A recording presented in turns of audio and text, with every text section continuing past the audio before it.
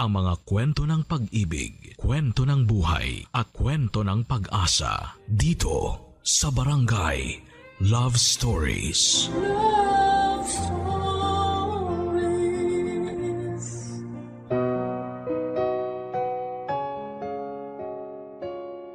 Sa likod ng bawat pangarap na ating inaasam ay ang matibay na pag-asang balang araw. Makakamit din natin ito.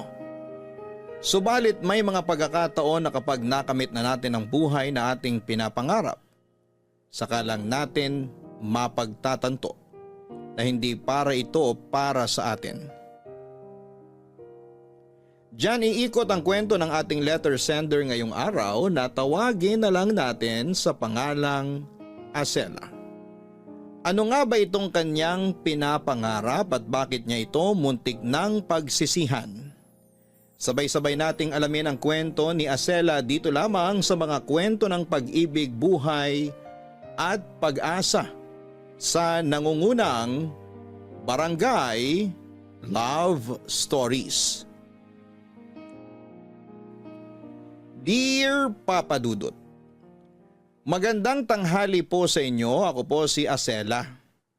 35 years old, isang ina at isang asawa na matagal nang gustong makaranas ng totoong pagmamahal mula sa sarili kong pamilya.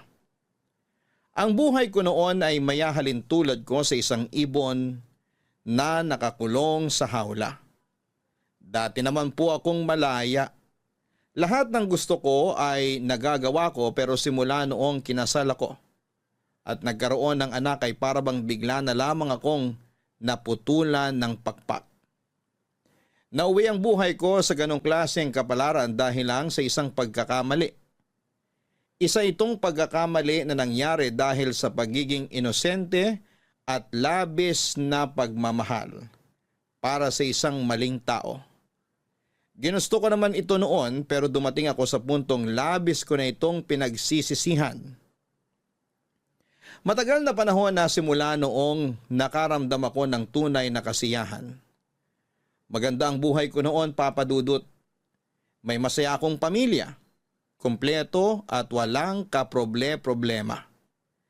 Mayroon din akong maayos na trabaho at napapaligiran ako ng tapat at maasahang mga kaibigan.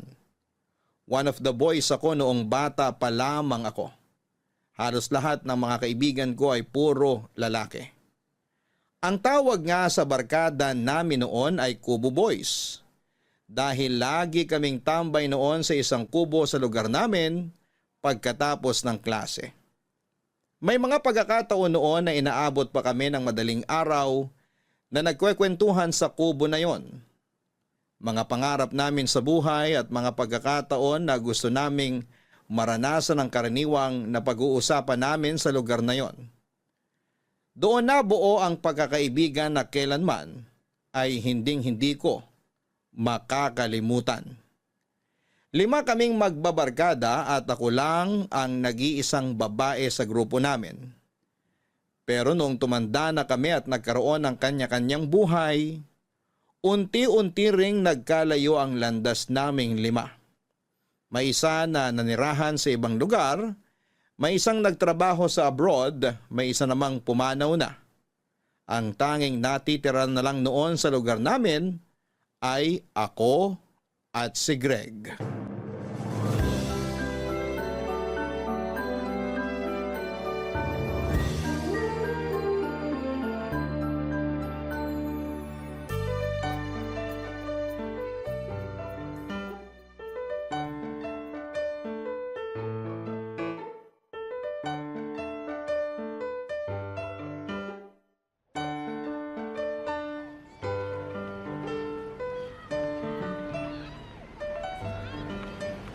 Greg, saan punta mo?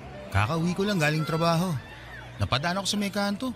Binabaklas na pala nila yung kubo. Aling kubo? Yung tambayan natin noon?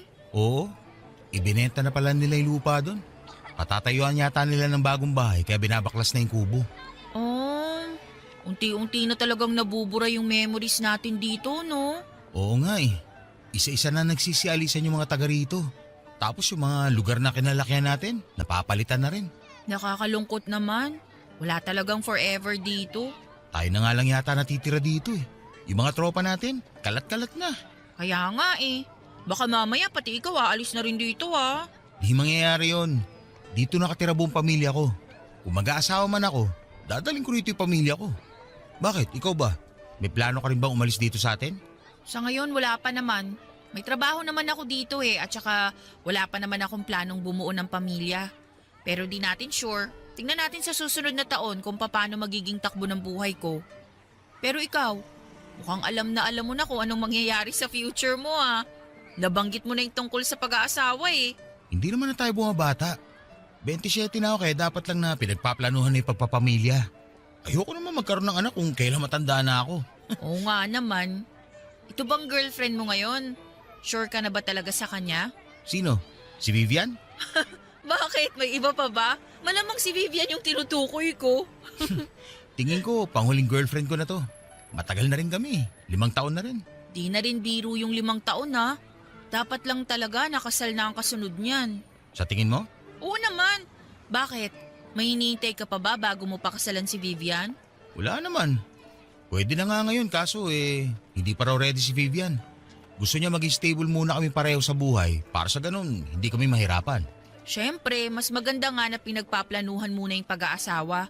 Maganda yung family planning muna bago mag-anak-anak. May point siya dun. Ikaw ba? Wala ka bang plano maghanap ng kahit boyfriend man lang?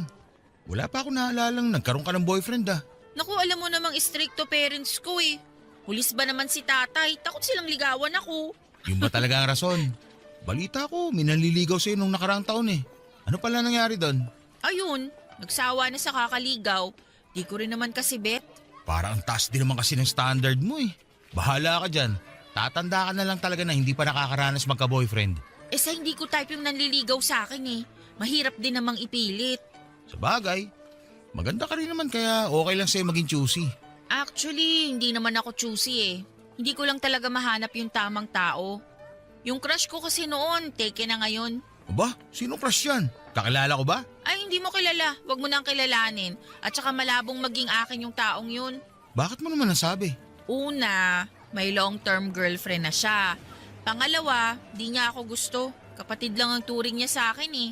Saklap naman noon. Hindi niya nakikita kung anong klaseng babae yung pinakawalan niya.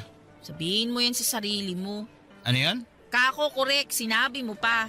Pero tiwala ka lang. Darating din yung tao na para sa'yo. Sana nga. Baka mamaya matulad na lang ako dun sa kubo na tambayan natin. Niluma na ng panahon. Hanggang sa makalimutan at palitan na lang. Magandang lalaki si Greg Papadudut. Matangkad siya, maputi at matataba ang pisngi. Siopaw nga ang palayaw ko sa kanya noong mga bata pa lamang kami dahil paborito kong pinipisil ang matatambok nitong pisngi. Masaya siyang kasama, masyadong friendly at madaldal sa mga taong trip niya. Pero ang maganda sa kanya, bawat lumalabas sa bibig ni Greg ay may sense. Matalino kasi nga siya. Sa aming 5, siya lang ang palaging pasok sa honor roll. Mas matanda siya ng 3 taon sa akin at parang nakababatang kapatid na ang turing niya sa akin simulat sa pool. Kung little sister ang turing niya sa akin, ako naman ay hindi. Matagal na kasi akong may crush kay Greg Papadudut. Literal na mga bata pa lamang kami noon ay nahuhumaling na ako sa angkin nitong kagwapuhan. Pero hindi lang yon ang nagustuhan ko sa kanya. Medyo bad boy din kasi siya noon. Pasaway at sakit sa ulo. Pero ang lahat ng ito ay nababawi naman niya dahil matalino siya at hindi niya napapabayaan ang pag-aaral niya. Yun ang isang bagay na nagustuhan ko sa kanya. Astig pero malambot ang nilalaman ng kanyang puso. Sa tagal ng pagkakaibigan namin ni Greg, never kong inamin sa kanya na may gusto ako sa kanya. Ayoko kasing asarin nila ako lalo't ako ang laging inaasar ng barkada namin bilang ako lang ang nag-iisang babae. Saka isa pa ay strong ang personality na ipinapakita ko sa kanila noon. Hindi pasok sa binuo kong ugali ang pag-amin na may crush ako sa isa sa mga kaibigan ko. Kaya kinimkim ko na lamang ng matagal na panahon ang nararamdaman kong yon. Isa pa'y alam ko naman ang mga tipong babae ni Greg. Malayong malayo sa itsura ko at patunay nito ang ilang mga naging girlfriend niya na minsan na ring napasok sa barkadahan namin katulad ni Vivian.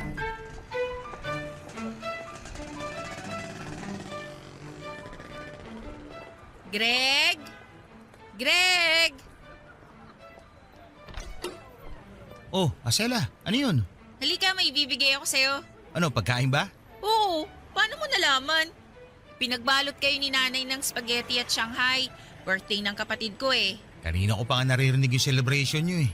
Bakit kasi hindi ka pumunta? Sinabihan naman kita kahapon na pumunta ka eh. Nakatulog ako. Saka ang daming tao, nahiya ako. Wala naman akong kasama eh. Ikaw pa talaga yung nahiya. Puro mga kapitbahay lang naman natin yung nagpunta eh. O heto, Salamat. makibalik na lang yung lalagyan mamaya ah. Sige, sige. Uy nga pala, kumusta yung ginawa mong surprise para kay Vivian? Successful ba? Oo, tuntua nga siya sa binili mo regalo para sa kanya eh. Nakita ko yun sa internet eh, tsaka romantic lalo kapag alam mo na kung anong kwento sa likod ng infinity bracelet. Ibang klase ka talaga mag-isip. Paano na lang ako kung wala ka? Ewan ko ba kung bakit wala ka man lang romantic side? Kalalaki mong tao pero hindi ka marunong magpakilig ng babae. Ang corny kasi. Tsaka, yun naman ang nagustuhan ni Vivian sa akin eh. Steady lang. Wala masyadong palapalabok. Straight to the point kagad. Sa bagay, medyo mature na rin kasi si Vivian. Kaka-30 lang niya, di ba? Oo. Kaya ako nga naisip na bigyan siya ng surprise party para sa birthday niya. Na ako rin naman ang nagplano.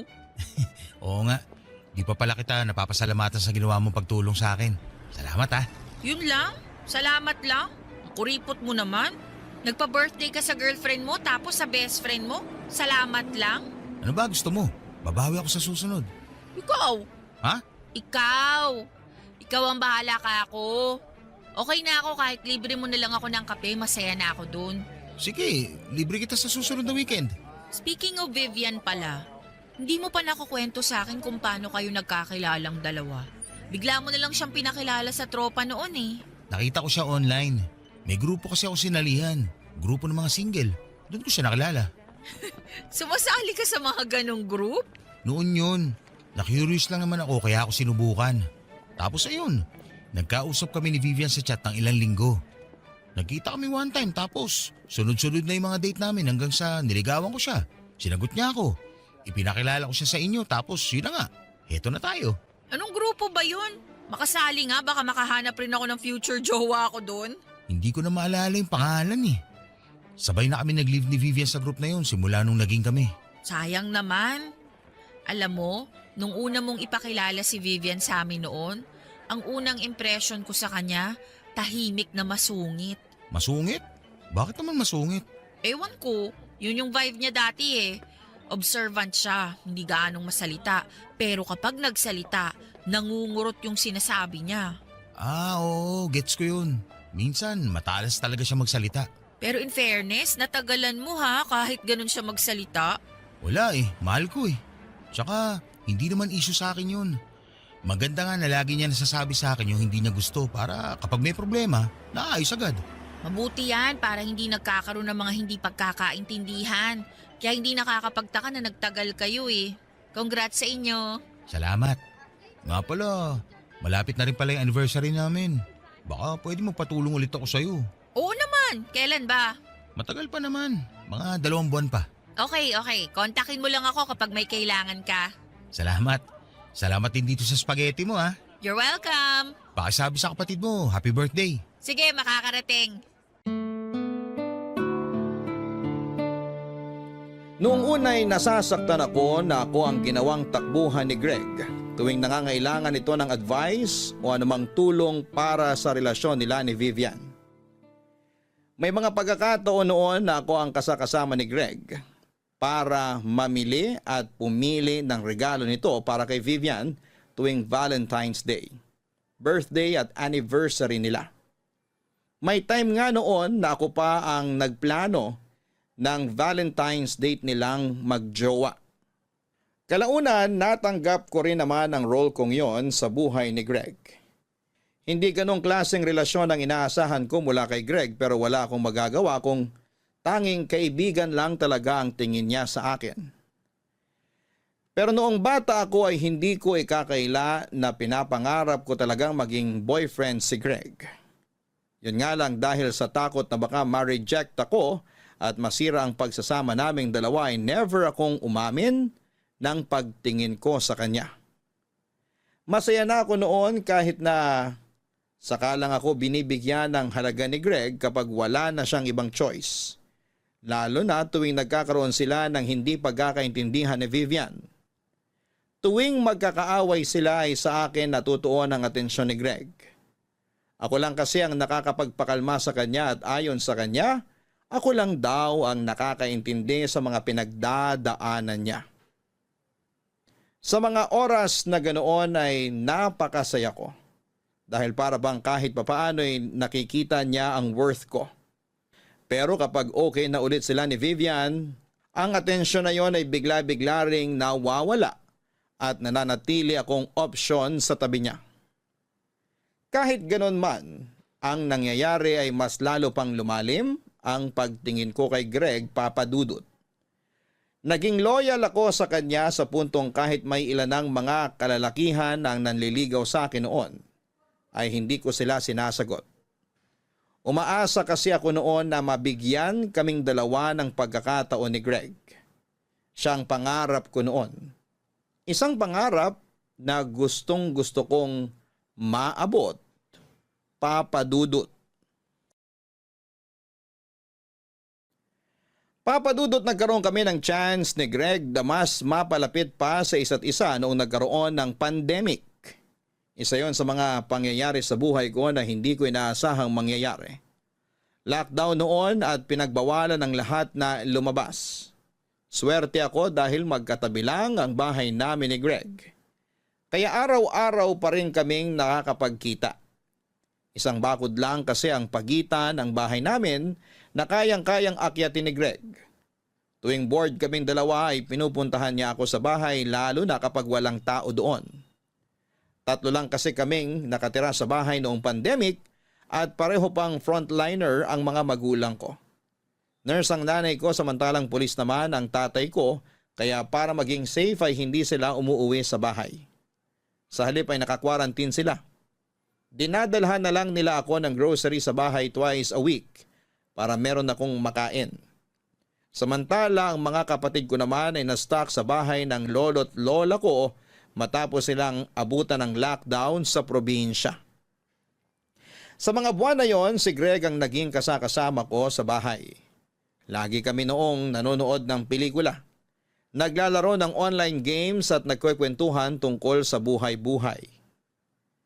May nakalagay na nga noong hagdan sa may bakod namin para kung ako naman ang gustong bumisita sa bahay nila Greg, ay nakapupunta ako ng walang problema.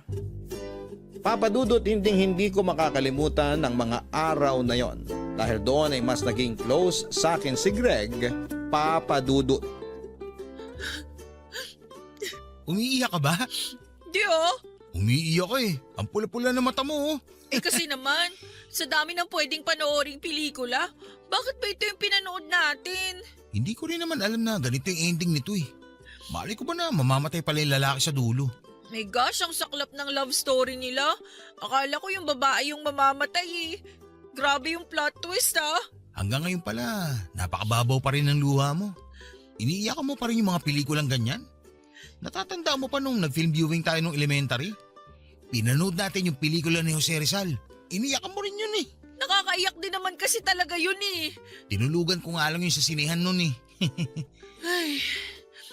Oh, anong next na papanoorin natin? Ganito na lang ba talaga gagawin natin araw-araw? Manonood na lang ng pelikula? Wala naman tayong magagawa eh, naka-lockdown tayo. Bawal naman lumabas para sana makagala. No choice kundi gumawa tayo ng sarili nating pagkakaabalahan. Mabuti nga magkapit-bahay lang tayo, pwedeng-pwede kang umakit sa bakod namin.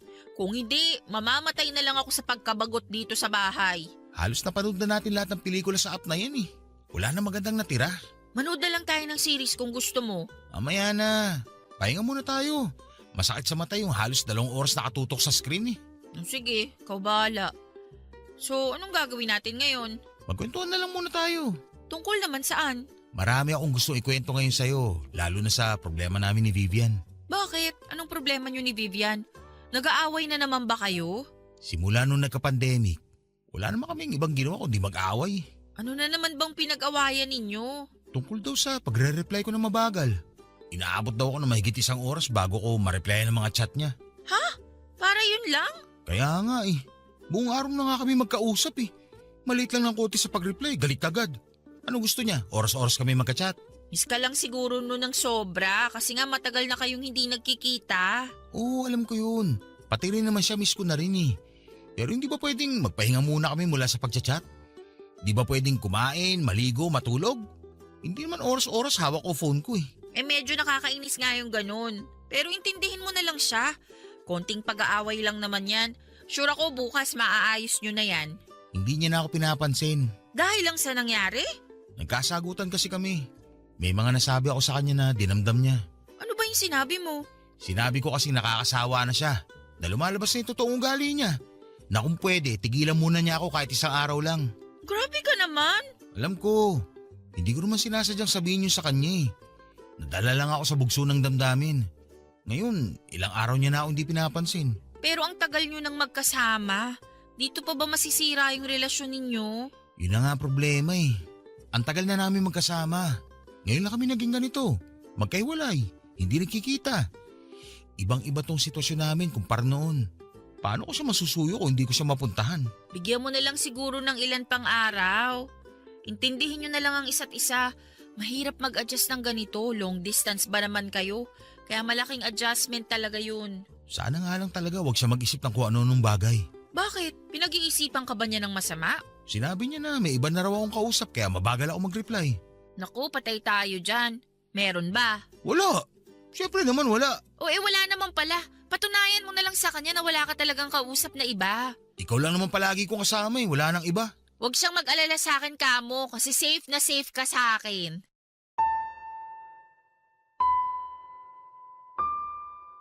Hindi inaasahan nila Greg at ng girlfriend niyang si Vivian na magkakaroon sila ng long distance relationship. Dahil sa lockdown ay pawang online lang ang communication nilang dalawa. Dahil hindi sila nakakapagkita ay palagi silang nagkakaroon ng miscommunication noon na karaniwan ay nauuwi sa awayan. Sobrang frustrated noon ni Greg dahil hirap na hirap siyang alagaan ng relasyon nila ni Vivian sa online lang. Kapag nagtampo kasi si Vivian ay hindi na ito namamansin. Hindi nagre-reply at hindi sumasagot sa tawag. May punto nga noon na blinak na niya si Greg. Kaya ginamit pa ni Greg ang account ko para makausap si Vivian. May pinagawayan noon sina Greg at Vivian na sobrang lala. Dahil frustrated ay pinuntahan ako ni Greg sa bahay 10 oras ng gabi. May dala itong alak at pinagsaluhan namin yon. Noong gabing yon ay nilabas ni Greg sa akin ang lahat ng hinanakit niya kay Vivian at kung paano siya unti-unting nawawala ng gana sa relasyon nilang dalawa. Nauubos na raw siya sa mga susunod na awayan nila na hindi maayos-ayos dahil magkalayo silang dalawa at hindi makapagkita. Inamin sa akin ni Greg noon na medyo lumalamlam na ang pagsasama nila ni Vivian dahil sa pandemic. Ang gabing yun ang isa sa mga pinagsisihan ko, Papa Dudut. May nangyari kasi sa aming dalawa noong gabing yon, dala na rin ang kalasingan namin.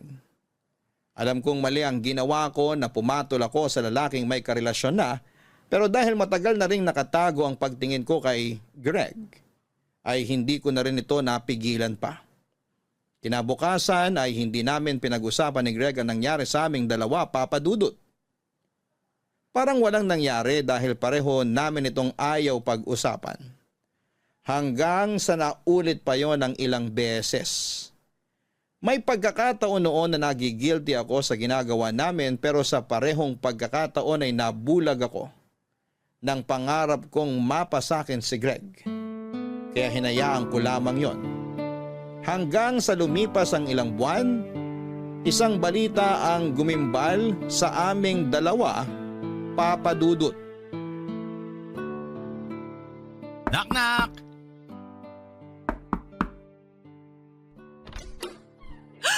Akala ko naman kung sino. Bakit ka naman ang gugulat dyan, Greg? Hindi ba ako napansin na umakyat ako ng bakod nyo? Akala ko nakatingin ka sa akin kanina eh. Hindi kita napansin. Eh kung ganun, sino yung tinititigan mo mula sa bintana? Wala. Nakatunga nga lang. Halika, pumasok ka na. Ano plano natin ngayon? Manonood ba ulit tayo ng palabas? May dala akong chichirya. Ay, ikaw bahala kung anong gusto mo. Parang gusto ko manood ng horror ngayon. Gusto mo ba? Ikaw, kung yun ang gusto mo di manood tayo ng horror. Ba't ang tamlay mo naman yata sumagot? Okay ka lang ba? May sakit ka ba? Mamaya baka may COVID ka na ha? Wala akong sakit.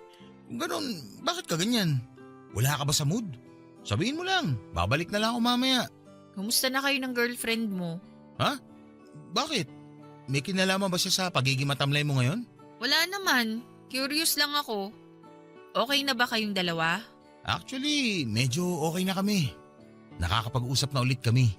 May konting tampo pa rin siya pero nangako ko na babawi ako sa kanya. Tsaka nagkaroon na kami na agreement na magpapaalam kapag may ginagawa kami. Para walang nag-overthink tuwing late nagre-reply. Ah, ganun ba? Oo. Okay ka lang ba talaga? Yung itsura mo parang may dinaramdam ka eh. Buntis ako, Greg. Ano? Tama ba yung narinig ko? Buntis ka?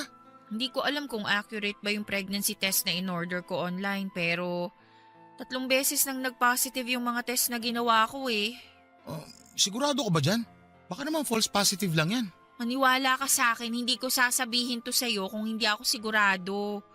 Alam ko yung katawan ko at simula pa last week, may nararamdaman na akong kakaiba sa akin. Hindi pwede yan. Safe naman tayo, di ba? Gumagamit naman ako ng proteksyon. Paano ako mabubuntis? Hindi ko rin alam. Bakit ako tinatanong mo niyan? Anong gagawin natin ngayon? Huwag akong tanungin mo kasi maski ako, hindi pa nagsisink in sa akin na buntis ako. Ay, ano ba itong ginawa natin, Greg? Hindi to pwedeng malaman ni Vivian. Kababati lang namin. Kapag nalaman niya may nangyari sa atin, mas lalo masisira yung tiwala niya sa akin. Yun talaga yung pinoproblema mo? Paano naman ako? Anong gagawin natin kapag nalaman ng mga magulang ko na nabuntis mo ko? Huwag mo na lang muna ipaalam sa kanila. Hindi naman sila umuwi rito, di ba? Pero hanggang kailan? Malalaman nila na buntis ako kasi hello, lalaki tong tiyan ko. Lalo na si nanay, nurse yun. Huwag muna tayo magpadalos-dalos. Pag-isipan muna natin kung anong gagawin natin. Ano pa bang ibang gagawin natin? Hindi option na magpalaglag hindi ko gagawin yun. Pero Wala nang pero. Papanganak ko to kahit anong mangyari.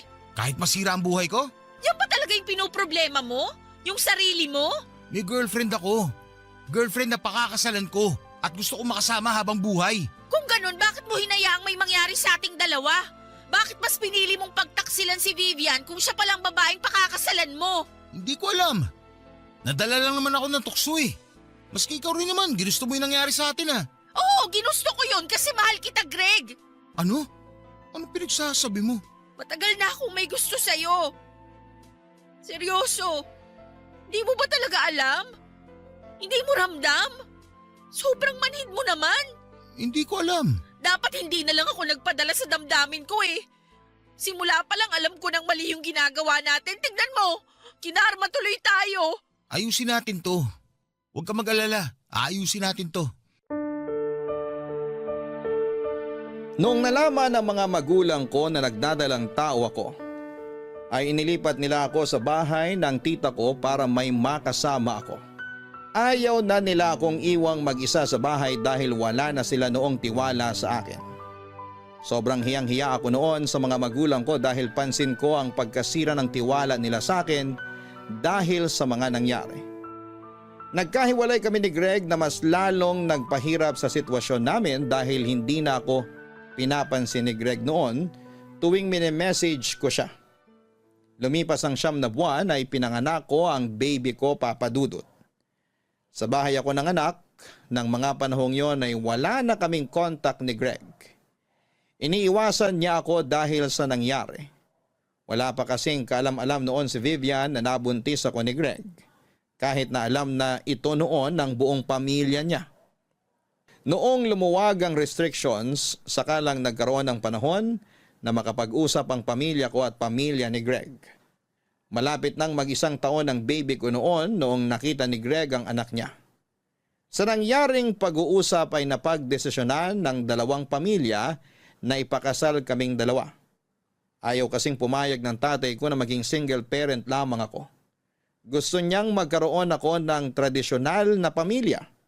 Kaya kahit ayaw sa akin ni Greg ay napilitan siyang panagutan ako. Bilang isang babaeng matagal na pinangarap si Greg, na mapa sa akin ay hindi ako masaya sa naging desisyon ng mga magulang namin, Papa Dudut. Alam ko kasing ayaw akong makasama ni Greg. Ramdam ko yon sa mga galaw at trato niya sa akin. Simula noong nabuntis ako ay hindi na kami katulad ng dati na masaya. May pader nang namamagitan sa aming dalawa simula noong nagbunga ang pagkakasala namin at yon ang isa sa mga bagay na hindi ko masikmura. Ang kamuhian ako ni Greg. Hindi nagtagal ay nalaman din ni Vivian ang nangyari. Hindi nagdalawang isip ang babae na hiwalayan agad si Greg. Hindi ako nakaligtas sa mga paninirang ginawa sa akin ni Vivian sa social media noon. Binansagan niya akong ahas, mga agaw, at kung ano-ano pa. Wala naman akong karapatang lumaban noon dahil alam kong ako ang nasa mali. Totoo na inagaw ko siya. Totoo na sinira ko ang relasyon nila ni Greg. Totoo na nagkasala ako at sobrang down ko noon. Dahil pakiramdam ko ay galit sa akin ang lahat ng tao. Sa totoo lang ay okay lang naman sa akin na itaguyod kong mag-isa ang anak ko. Hindi ko hinangad na pakasalan ako ni Greg dahil lang may anak kami. Hindi ko gustong agawin siya kay Vivian. Pero dahil ayaw ng tatay ko na masira ang pangalan niya ay pinilit niyang buuin ang pamilya namin ni Greg. Sa takot ay hindi na nakapalagpas si Greg. Ikinasal kaming dalawa at sa isang iglap ay nagkaroon ako ng pamilya pagkatapos ng pandemic. Papadudot hindi itinago ni Greg ang disgusto niya sa akin. Mula sa pagiging malapit na magkaibigan ay parang kaaway ang naging turing niya sa akin. Ni hindi niya magawang hagka noon ng baby namin. Para ba siyang nandidiri? Pinaparamdam niya sa akin na hindi niya gusto ang mga nangyari. Ipinamukha niya sa akin na ako ang sumira sa mga plano niya sa hinaharap. Ako ang dahilan kung bakit hindi niya nakatuluyan ang taong minamahal niya. Walang iba kung hindi si Vivian. Ganun man ang naging takbo ng relasyon namin ay tinis ko na lamang ang lahat para sa anak ko. Tumira ako kina Greg dahil siya ang unang nakahanap noon ng trabaho. Naging stay-at-home mom ako para mabantayan ko ang baby namin. Sinubukan kong maging matatag kahit na alam kong hindi ako tanggap ng buong pamilya ni Greg, Papa Dudut.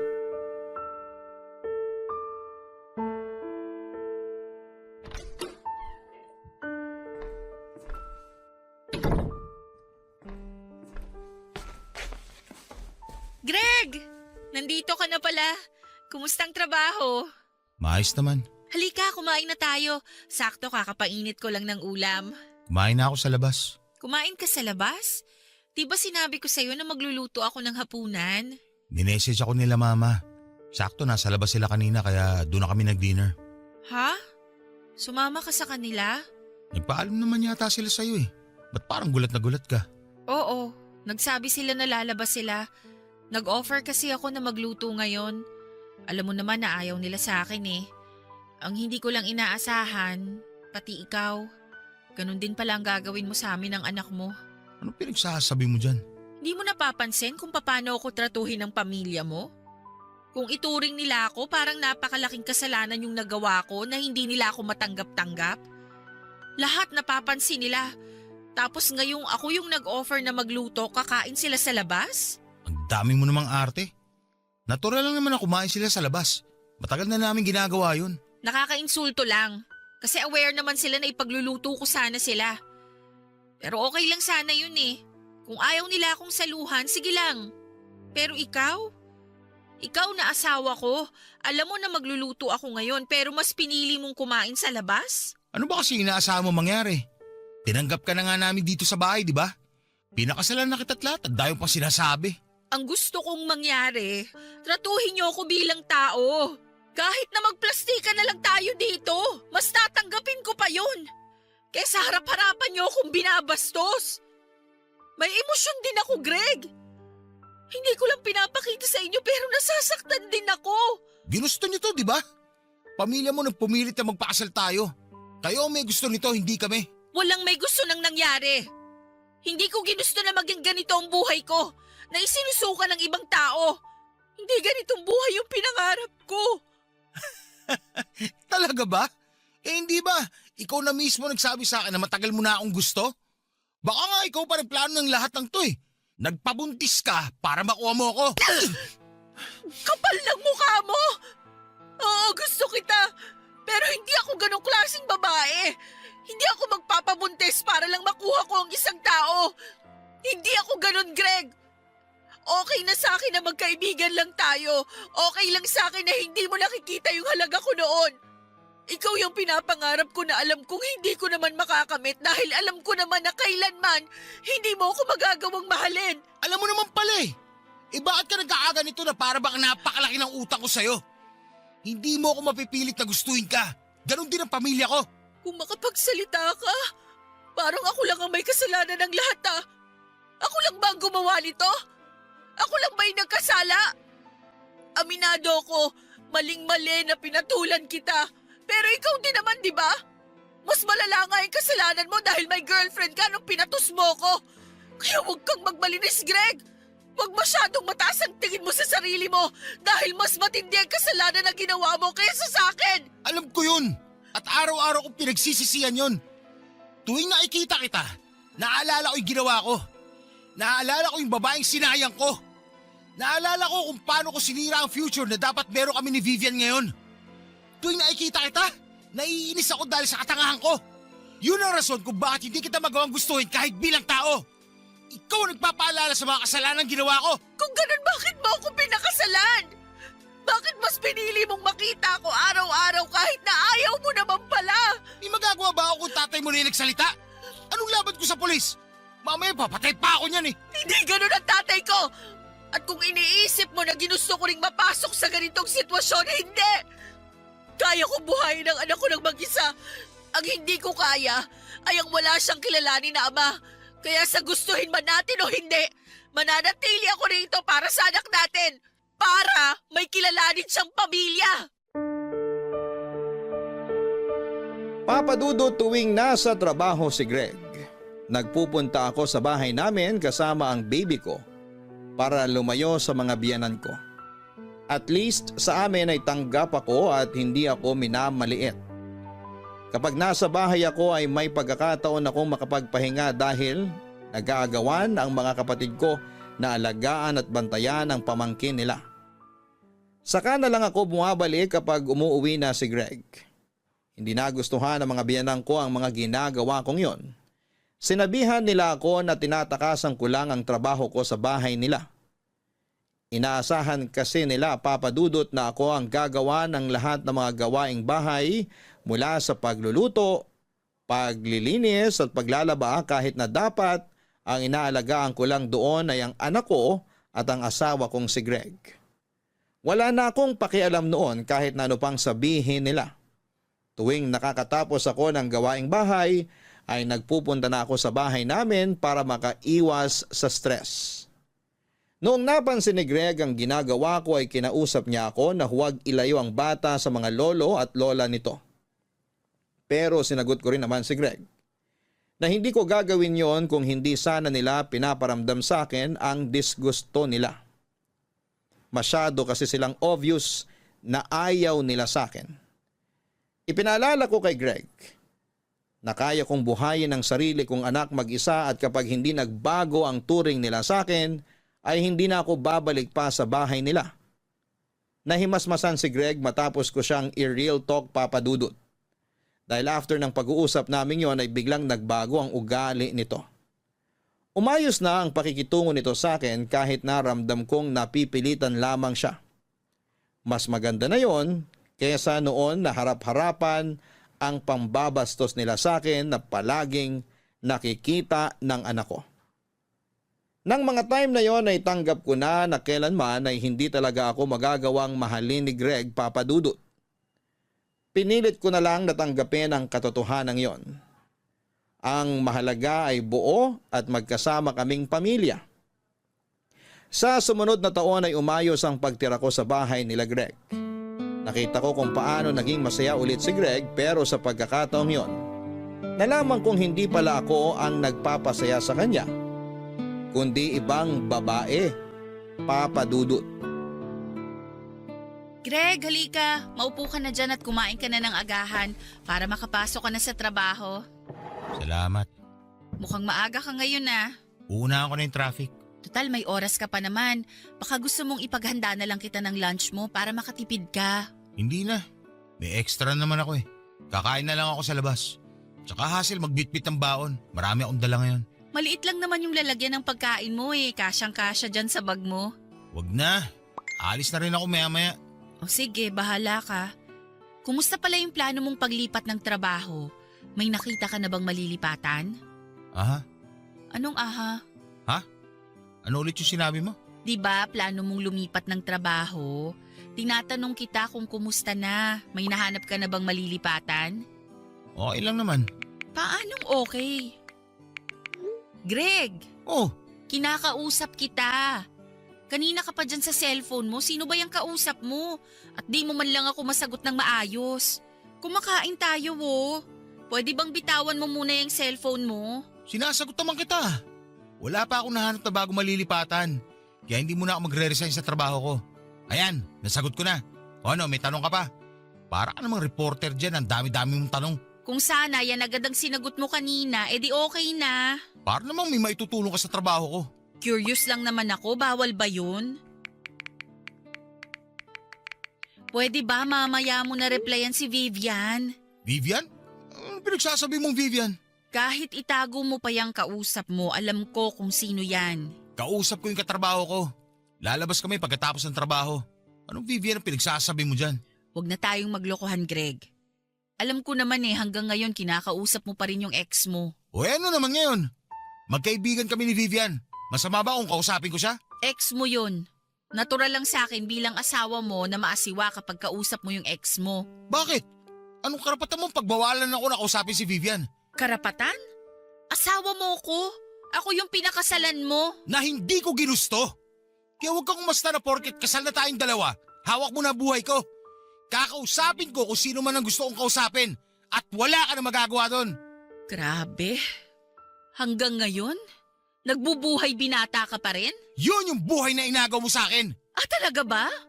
Hanggang ngayon ako pa rin ba yung sinisisi mo sa nangyari sa atin? Ako lang? Ako lang yung may kasalanan kung bakit tayo nauwi sa ganitong sitwasyon? Ako lang talaga? Ang galing naman. O sige, ako na yung masama.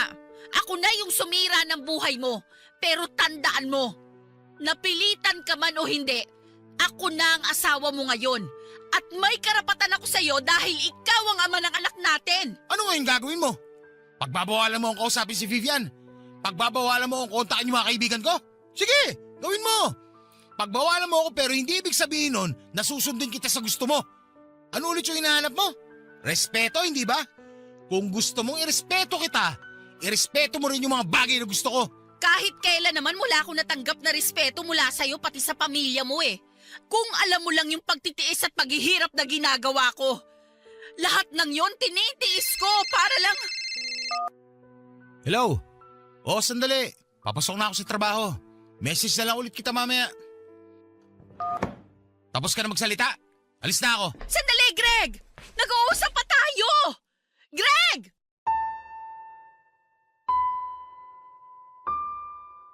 Kahit na hindi ko nahulaan, alam ko sa puso ko kung kanino galing ang tawag na yon, Papa Dudut. Walang iba kundi mula kay Vivian.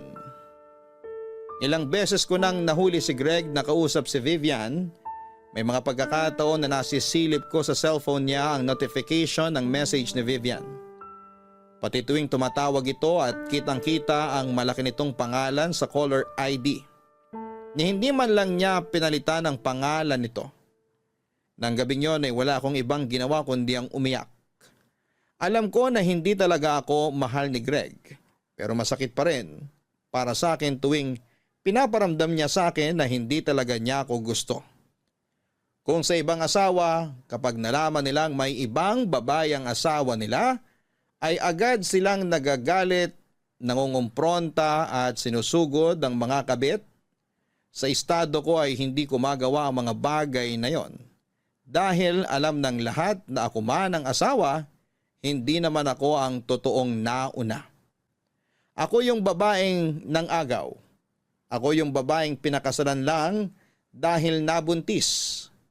Simula pa lang ay wala na talaga akong laban kay Vivian. Mas malayo ang agwat namin pagdating sa estado ng buhay. Hindi pa kasama rito na mas maganda siya, mas sexy, mas mataas siya sa anumang aspeto ng buhay kumpara sa akin. Nakamit ko man ang lalaking pinapangarap ko. Wala din itong silbi kung hanggang noon. Kahit kasal na kami ay nasa ibang babae pa rin ang laman ng puso niya. Masakit at medyo tanga ako sa part na yon na tinanggap ko lang na nambababae ang asawa ko. Naisip ko na mas mabuti na yon kesa bumalik kami sa dati na hindi man lang nagpapansinan. Mas mabuti pa na okay siya sa akin kahit na ang kapalit nito ay may ibang babaeng nagpapasaya sa kanya, Papa Dudut. Hindi na sekreto sa pamilya nila Greg na nakipagkita ito sa ibang babae. Open secret na sa lahat na kabit ni Vivian si Greg. Ang hindi na lang siguro nakakaalam nito ay ang sarili kong pamilya, Papa Dudut.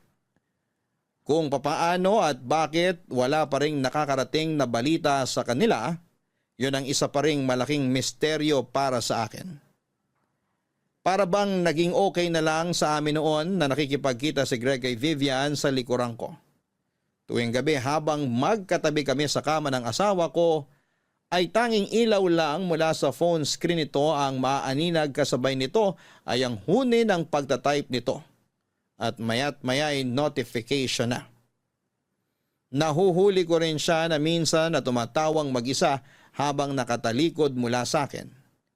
Gabi-gabi ay laging mabigat ang dibdib ko dahil bago matulog, ang huling tao na nasa isipan ng asawa ko ay walang iba kung hindi si Vivian.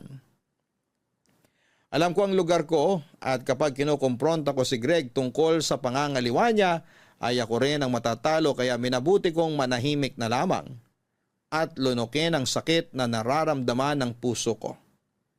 Tuwing umuuwi si Greg ay lagi siyang good mood. Lagi maganda ang pakikitungo niya sa akin dahil alam naming pareho na masaya na siya sa buhay niya kasama si Vivian. Ako yung inuuwian.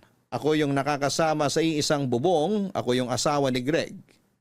Pero ang sakit lang tanggapin na sa kabila ng lahat ng yon, nananatili pa rin ako ang pangalawa lang sa puso niya. Sabagay, yun naman talaga ang lugar ko simulat sa pool. Ako yung pangalawa lang mula sa anino ni Vivian. Kapag Valentine's Day, Papa Dudut, Pasko, New Year ay laging nauna si Vivian. Si Vivian ang nakakatanggap ng bulaklak. Siya ang nabibigyan ng regalo. Siya ang nakakasama ni Greg sa pagsapit ng bagong taon. Hindi ko sila pinapakialamanan sa affair nila. Nagkunwari na lamang akong hindi apektado kahit na sobra-sobra na ang sakit na nararamdaman ko noon. Hanggang sa hindi nagtagal ay dumating ang araw na nabalitaan na rin ng tatay ko ang ginagawang panluloko ni Greg sa akin, Papa Dudut.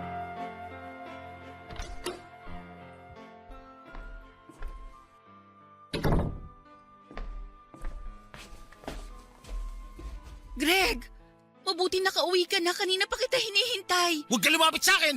Greg! Bakit nandito ka ba? Akala ko ba umuwi ka na sa inyo? Hindi. Hindi ako aalis dito hanggat hindi kita nakikita na okay ka. Anong pinagsasabi mong okay ka? Nakikita mo ba itong pagmumukha ko? Nagulpi ako, Asela. Mukha ba akong okay? Huwag mong sabihing inabutan ka ni tatay. mo inabutan? Pinuntahan niya ako mismo sa trabaho ko. Sa harap mismo ng mga katrabaho ko, pinagmukha niya akong kriminal. Ipinahiya niya ako pati sa harapan ng boss ko. Sorry, hindi ko naman alam na ganun ang gagawin niya eh. Ito ba yung gusto mo mangyari? Ha? Masaya ka na? Masaya ka na puro pasato pagmumukha ko? Ito na! Nakabawi ka na! Ano, masaya ka na? Hindi ko ginusto na bugbugin ka ni tatay. Hindi ko yun hiniling sa kanya at kailanman, hindi ako matutuwa na makita kang ganito. Eh kung hindi mo naman pala gusto mangyari to, bakit niya nalaman? Paano niya nalaman may nangyayari sa amin ni Vivian? Hindi ko alam kung paano niya nalaman ang totoo. Kahit gaano ako nasasaktan sa panlulokong ginagawa mo sa akin, hindi ako nagsumbong sa mga magulang ko dahil ayoko silang masaktan. Kung paano man niya nalaman, wala akong alam dyan. Itanong mo sa pamilya mo na konsentidor. Baka sila yung nagsumbong. Peste boy to! Oh! Greg, sorry. Sinabihan ko naman si tatay na wag makialam eh. Sinabi ko sa kanya na ako na mismo mag-aayos ng problema nating dalawa. Hindi ko talaga inaasahan na pupuntahan kanya sa trabaho. Pasensya ka na. Sana mapatawad mo si tatay. Sa tingin mo maayos pa natin to? Wala na makakapag-ayos sa relasyon natin na Sela. Dahil simula pa lang, hindi na tayo magkasundo. Bugbugin pa ako ng tatay mo hanggang sa mamatay ako. Hindi na magbabago ang pagtingin ko sa'yo. Alam ko. Kaya nga hinahayaan na lang kita sa gusto mo eh. Hinahayaan lang kita kahit araw-araw akong nasasaktan. Tuwing gabi bago matulog, ang bigat-bigat ng dibdib ko pag nakikita kitang sobrang saya. Hindi dahil sa akin kung hindi dahil kay Vivian. Alam mo kung gaano kasakit para sa isang tao na makitang ibang taong nagpapasaya sa mahal niya? Oras-oras ko yung dinaranas, Greg. Pero kahit na alam kong never mo akong mamahalin, nagstay pa rin ako. Nandito pa rin ako sa tabi mo. Tinitiis lahat para sa anak natin. Alam ko na hindi mo ako mahal.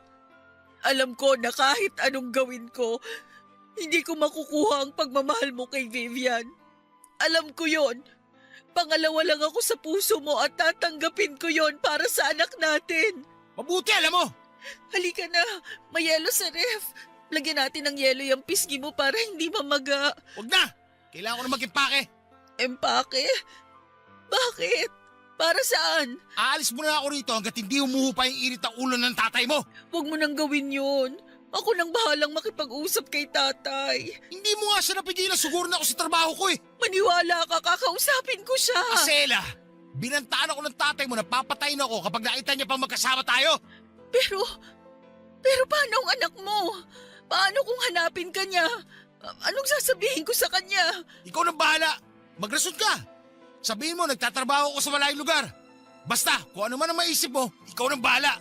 Alam na ba to ng mga magulang mo? I-message ko na lang sila kapag nakalis na ako. Saan ka titira? Ba't ba ang dami mong tanong? Kaya ko ng sarili ko, Sela. Matanda na ako. Hindi ko kailangan ng concern mo. Problemahin mo na lang yung sarili mo. Kailan ka babalik? Di ko alam. Maiwan na kita. Mag-ayos pa ako ng gamit. Sandali lang. Tutulungan na kitang mag-ayos ng gamit mo.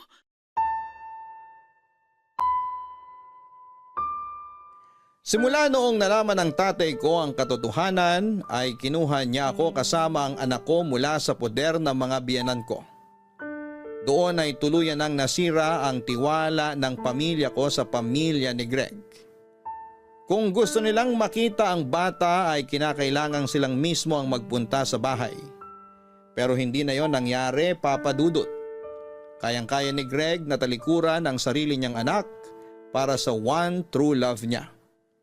Noong time na yon, alam ko na sa sarili ko na hindi na talaga magbabago ang relasyon namin ni Greg.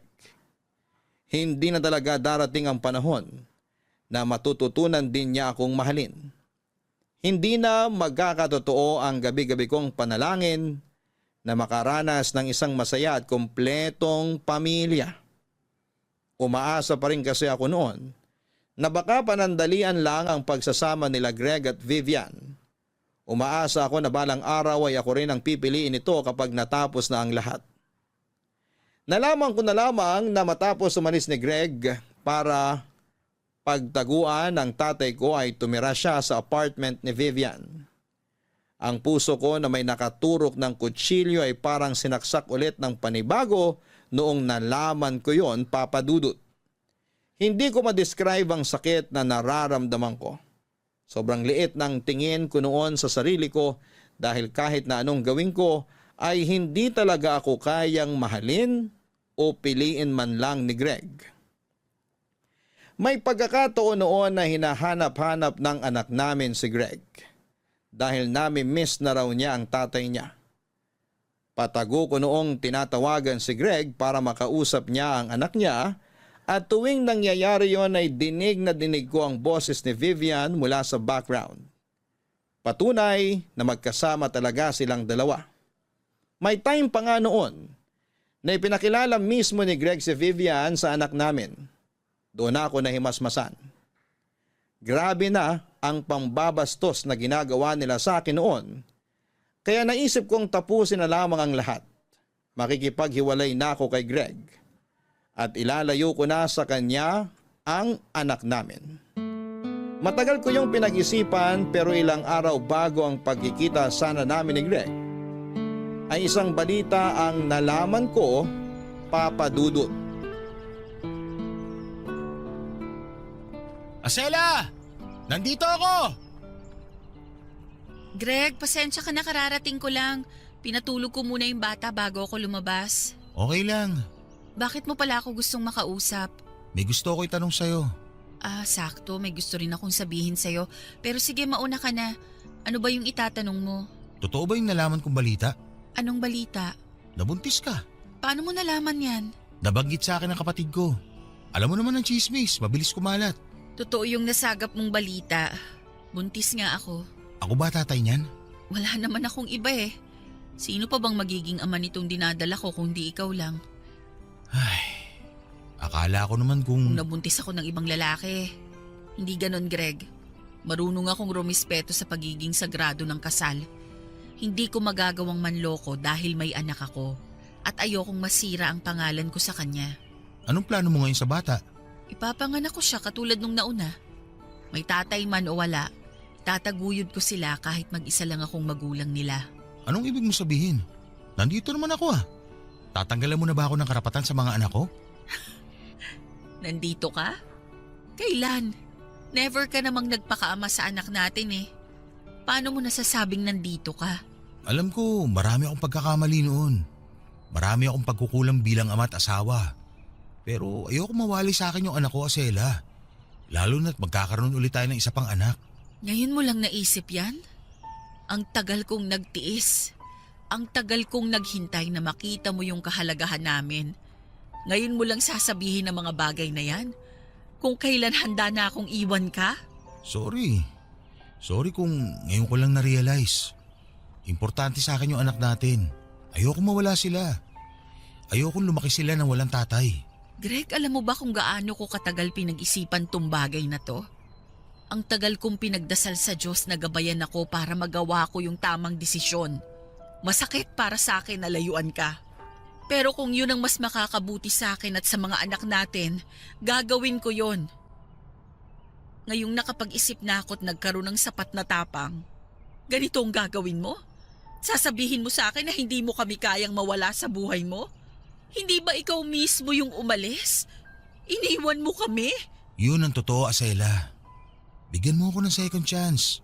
Patutunayan ko sa iyo yung totoo. Paano si Vivian? Hanggat kasama siya sa buhay natin, hindi kita matatanggap. Oo, mali yung ginawa ko na ako yung nang-agaw. Pero matagal na panahon na yun. Kasal na tayo. Magkakaroon na tayo ng pangalawang anak. At kung hanggang ngayon, hindi mo pa rin siya mapakawalan sa puso mo, mas mabuting siya na lang ang piliin mo kaysa sa amin. Iiwan ko siya. Tatapusin ko na kung ano man meron kami ni Vivian. Bigyan mo lang ako ng ilang araw para ayusin tong buhay ko. Pangako, ibibigay ko na sa inyo ang buong atensyon ko. Please, Asela. Patunayan mo muna na magbabago ka na. Ibalik mo yung tiwala ko sa'yo bago kita tanggapin sa buhay namin. Oo, gagawin ko yun, promise. Sana nga gawin mo. Sana totoo na to. Sana sa pagkakataong to, ako naman yung subukan mong mahalin. Magsimula ulit tayo. Subukan nating ayusin tong pamilya natin. Sige na, mauna na ako, Greg. Ihahatid na kita. Hindi na. Kaya kong umuwing mag-isa. Ayusin mo na yung kailangan mong ayusin. At kapag ready ka na, mag-usap na lang tayo ulit. Salamat. Sana mapatawad mo ako sa lahat ng kasalanang nagawa ko sa'yo. Sana may puwang pa rin ako dyan sa puso mo kahit ilang beses na kitang sinaktan. Alam kong mahirap paniwalaan itong mga pinagsasabi ko ngayon. Pero nung nalaman kong magkakanak ulit tayo, doon ko lang talaga napagtanto na hindi na ako binata. May 2 bata nang nakasalalay at umaasa sa akin. Hindi ko pwedeng talikuran yung responsibilidad ko na yun sa kanila.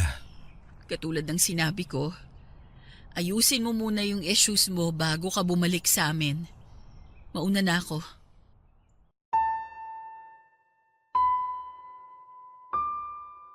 Nagulat ako noong pamilya ang pinili ni Greg Papadudut. Ready na ang puso ko noon na masaktan dahil sa inaasahan ko ay mas pipiliin ni Greg si Vivian kesa sa aming pamilya niya.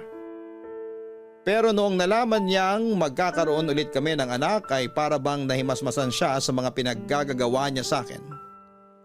Iniwan ni Greg si Vivian at bumalik si Greg sa piling namin.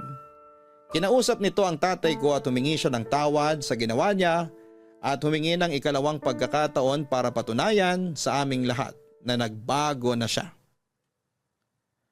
Kung si tatay ang tatanungin, hindi na dapat niya patatawarin pa si Greg. Pero dahil inaalala niya ang mga apo niya na mawawala ng ama ay mas pinili niyang bigyan ng second chance si Greg. Ipinakita naman sa amin ni Greg na nagbago na siya. Nag-iba na raw ang priorities niya sa buhay at hindi niya kayang iwan ang anak niya pati na rin ang magiging pangalawang anak namin. Para mapatunayan sa akin na hindi na sila nag-uusap ni Vivian ay naging transparent sa akin si Greg.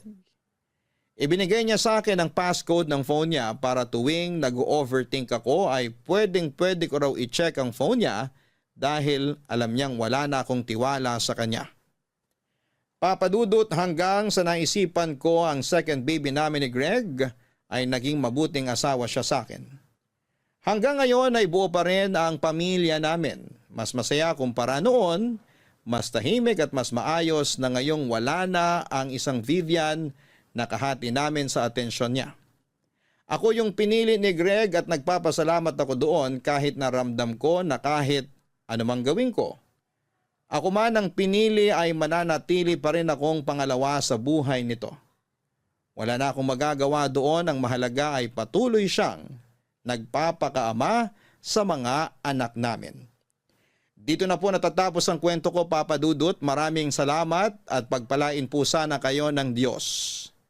Ang inyong forever kapuso at kabarangay, Acela. Hindi madali ang magpatawad lalo na kung puso na ang nabasag. Pero mas mahirap ang mabuhay sa galit habang ang pamilya ay unti-unting nawawasak. Kung pinili mo magpatawad at muling magbukas ng pintuan ay gawin mo ito hindi dahil nakalimot ka sa sakit, kundi dahil pinili mong unahin ang pagmamahal para sa sarili mong pamilya. Hanggang sa muli, ako po ang inyong si Papa Dudut sa mga kwento ng pag-ibig, buhay at pag-asa sa Barangay Love Stories number 1. Barangay Love Stories. Barangay Love Stories. Kwentuhan naman tayo dito sa comment section.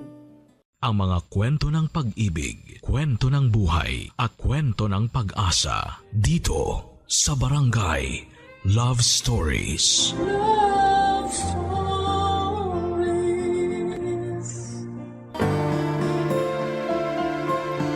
Habang tumatanda ka, mas natututo kang pahalagahan ang ating kaligayahan. At minsan ay dumarating ang pagmamahal sa pinaka-hindi inaasahang oras at pagkakataon. Pero handa ka bang magmahal ng taong mas bata sa iyo ng maraming taon? Dear Papa Dudut, ang sabi nila minsan daw ang tao tumatanda ng paurong. Nakagagawa ng mga desisyon na walang ibang iniisip kung hindi ang mga sarili nila. Kasi nga ang gusto na lamang nila ay maging masaya at mag-enjoy sa buhay nila. Magandang tanghali, Papa Dudut, at sa mga kabarangay nating nakikinig ngayon. Just call me Martha. I'm 45 years old now at dating guro sa US. Doon na rin ako nakapag-asawa at bumuo ng pamilya. Kaya lang sa kasamaang palad, kakagraduate lamang ng unika iha ko nang mamatay ang asawa ko. At nang magkaroon ng trabaho ang anak ko ay nag-decide na akong umuwi na lamang ng Pilipinas at magtayo ng sariling negosyo. Maayos ang buhay ko sa lumipas na mga taon. Kahit madalas na mag-isa lamang ako, wala naman akong dapat na isipin kung hindi ang sarili ko. Bukod sa maayos naman ang negosyo ay maayos din naman ang buhay ng anak ko sa US.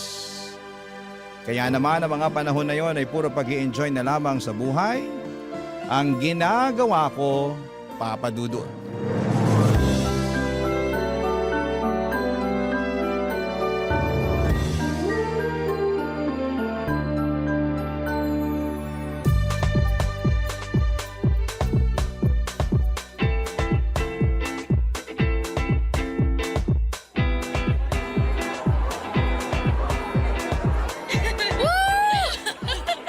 Sayaw pa tayo, Mars!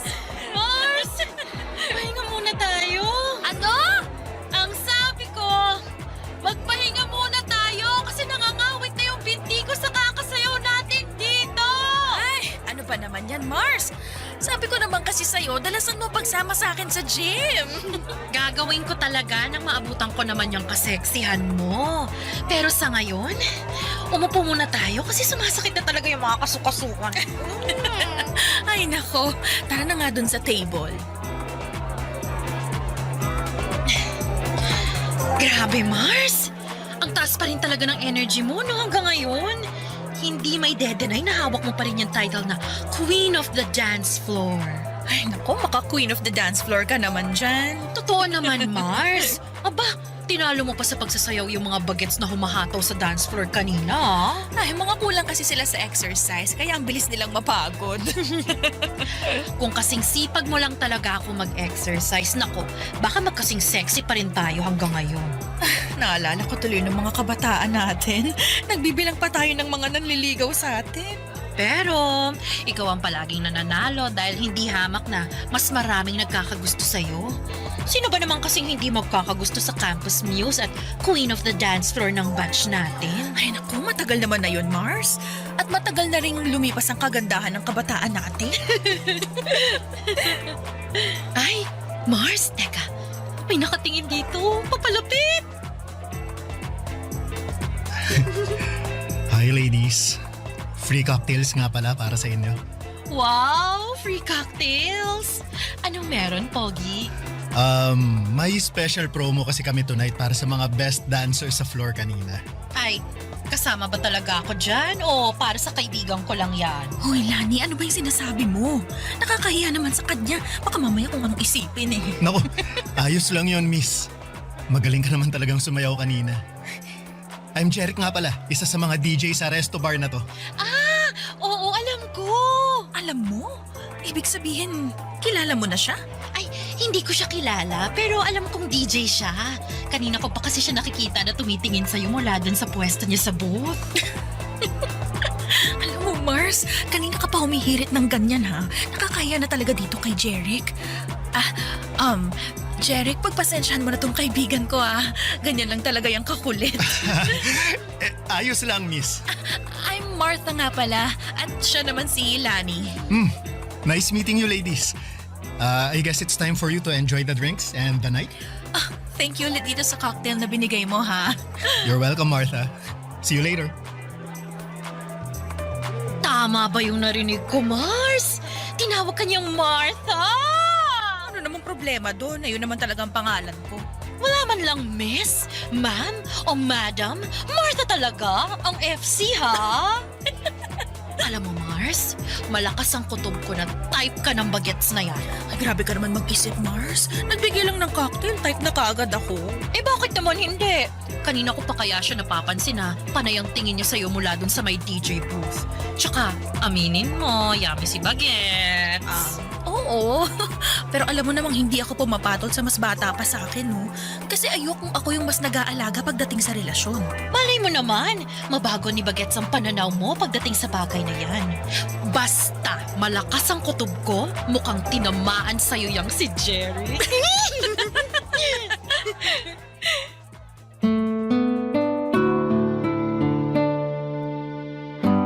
Papadudot, akala ko ay doon na matatapos ang pag-uusap namin ni Jeric dahil umuwi na rin kami noon ni Lani.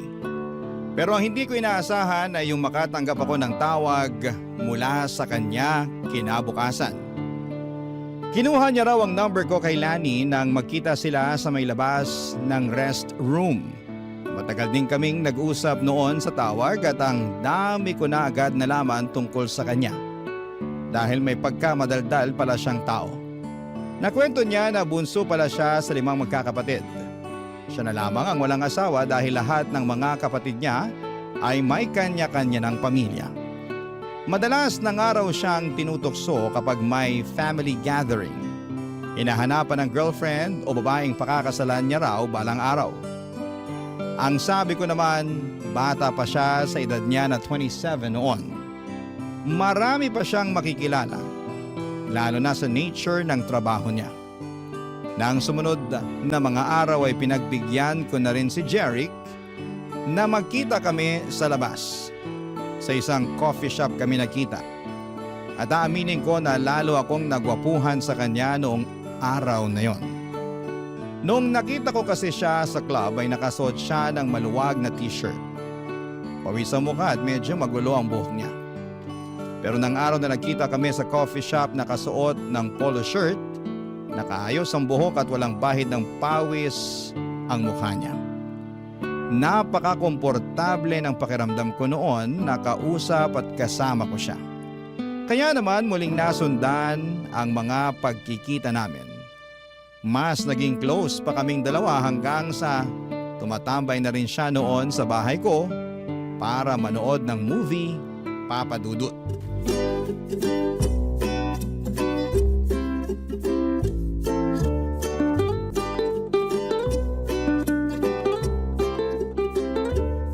Ang ganda ng ending ng movie, no? Nagandahan ka kahit parehong namatay yung bida? Oo, kasi namatay sila na pareho nilang alam na mahal nila ang isa't isa. Bihira na kaya ang ganun sa panahon ngayon? Naks, panahon ngayon parang ang tanda mo na. Totoo naman ang sinabi ko. Bihira na mangyari yung mamahalin mo ang isang tao hanggang kamatayan mo. Sa bagay, may punto ka naman. Iba na rin kasi talagang generation ngayon, ano? Karamihan sa mga tao, hindi na sineseryoso ang relasyon. O ay, mag-ice cream ka na muna. Thank you, Martha. Mukhang masarap to, ah. Ay, oo, favorite ko talaga tong ube na flavor. Dito nga palaging nasisira ang diet ko eh. Ay, hindi mo naman kailangang mag-diet kasi hindi ka naman mataba. Akala mo lang yun kasi palaging maluwag ang mga damit na sinusuot. Uy, ang sexy mo kaya nung gabi sa club kung saan kita unang nakita. Baka sexy ka naman dyan. Party dress kasi yun kaya medyo fit sa katawan ko. Bagay talaga sa'yo kasi lalong lumabas ang kaseksihan mo. Martha, may gusto nga pala akong itanong. Ano yun? Kaya ba hindi ka na nakipagrelasyon mula nung mamatay ang asawa mo? Kasi takot kang hindi seryosohin ang magiging karelasyon mo. At sino namang nagsabi sa'yo niyan? Si Lani? Hindi, hula ko lang yun. Bakit? Totoo ba? Alam mo, hindi naman ako takot pumasok sa relasyon. Siguro sabihin na nating sadyang masaya lang ako sa buhay na meron ako ngayon. Wala ka bang namimiss o hinahanap sa buhay na meron ka nung may asawa ka pa? Kaya naman ang ano? Gaya ng taong magpapasaya at magpapakilig sa'yo araw-araw. Minsan, kailangan din ng tao ng konting tamis sa buhay. Kung gusto ko ng tamis sa buhay, anytime pwede naman akong bumili ng ice cream na kagaya nitong hawak ko ngayon, ano? Hindi naman matamis na pagkain ang tinutukoy ko eh. Teka. Jeric! Bakit mo ako hinalikan? I'm sorry. Hindi ko napigilan ang sarili ko. Ayos lang. Wala namang problema para sa akin yung ginawa mo. Anong ibig mong sabihin? Okay lang na hinalikan kita? Oo, binata ka naman at matagal na akong byuda. Kaya wala akong nakikitang mali sa ginawa mo. Ibig sabihin, okay lang na halikan ulit kita? Hindi. Ha? Akala ko ba walang problema kasi pareho naman tayong single? Oo, pero ang ibig kong sabihin, mas okay kung ako ang hahalik sa'yo.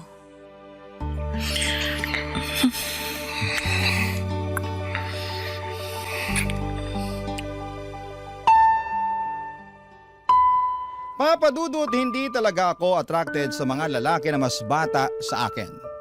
Never ako nag-entertain kapag alam ko na mas matanda ako. Ayoko kasi na ako ang nagdadala, pero iba ang charm ni Jeric. Kahit halos doble ang edad ko sa kanya ay nakita ko na medyo matured na siyang mag-isip at magsalita. Alam ko rin naman na hindi pera ang habol niya sa akin dahil may kaya rin siya sa buhay. Walang ibang responsibilidad kung hindi ang sarili niya. At ramdam ko na maganda ang intensyon niya para sa akin. Ayun nga lang ay hindi ko alam kung ano na ba ang estado ng relasyon namin noon. Pero ayos lang naman sa akin kasi wala pa rin sa isipan ko na pumasok sa seryosong pakikipagrelasyon. Ang mahalaga sa akin noon ay nag-e-enjoy ako sa kung ano ang meron sa aming dalawa ni Jeric Papadudut. Barangay Love Stories. Barangay Love Stories. Papadudut na uwi rin po sa relasyon ang namamagitan sa amin ni Jeric. Siya mismo kasi ang humingi ng label at assurance sa aming dalawa. Gusto niya raw kasi na masiguradong wala nang ibang lalaki ang aaligid sa akin. Kahit nga ang kaibigan kong si Lani ay kinikilig noon sa aming dalawa ni Jeric. Sinabi niya na mukhang seryoso daw sa akin si Jeric. Inamin ko naman noon sa kanya ang katotohanan na hindi ako seryoso sa kung ano man ang meron sa amin ni Jeric. Oo, masaya at nag-i-enjoy ako sa company niya. Lalo na at first time kong makipagrelasyon sa mas bata sa akin. Pero wala talaga sa isipan ko na seryosohin ang kung ano man ang namamagitan sa aming dalawa. Pakiramdam ko rin naman noon, Papadudut, ay nasa stage si Jeric ng pag-i-explore. Kasama na ang pakikipagrelasyon sa mas matanda sa kanya. Ramdam ko na pareho kami ng hinahanap sa isa't isa. Gusto lamang naming mag-explore at mag-enjoy. At natagpuan namin yon sa isa't isa noon, Papadudut.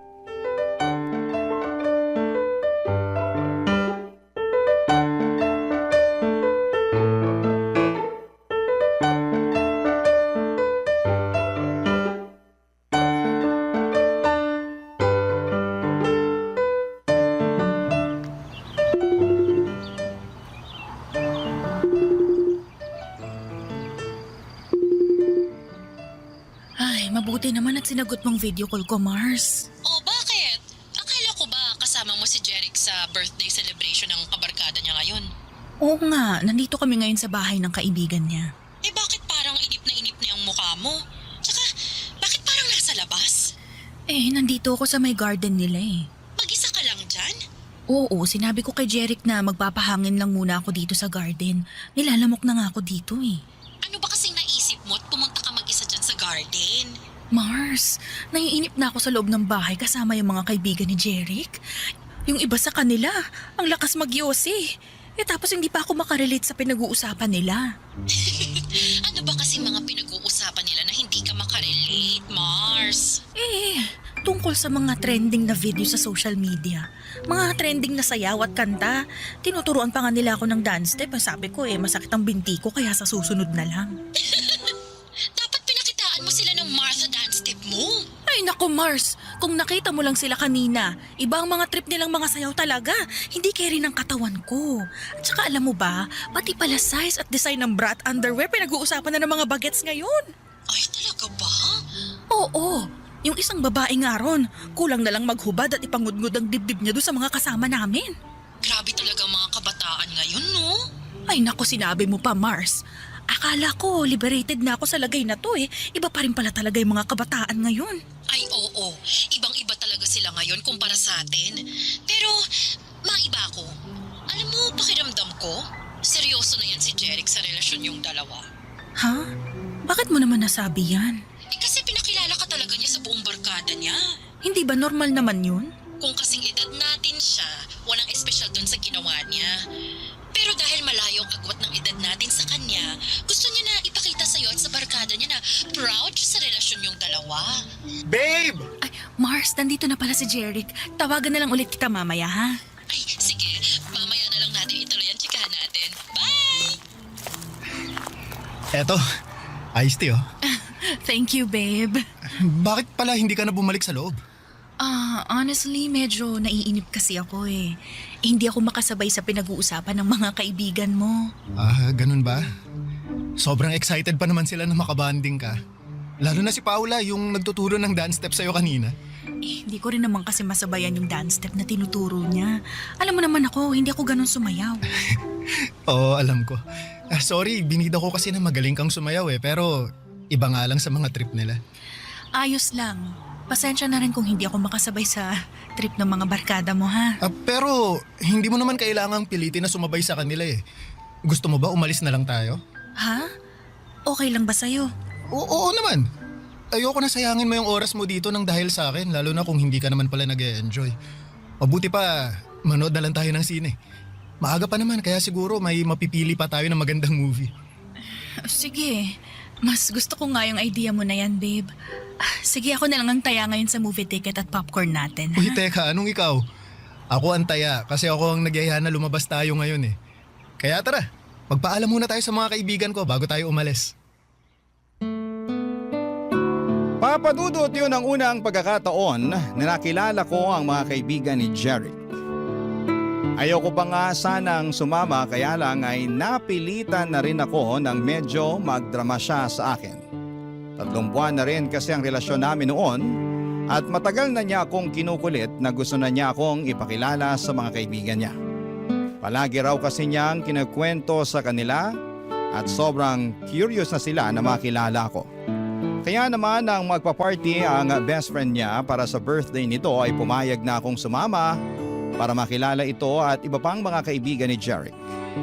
Sa totoo lang, isa sa mga dahilan kung bakit ayaw ko makipagrelasyon sa mas bata sa akin ay yung mga bagay na kinasanayan nila.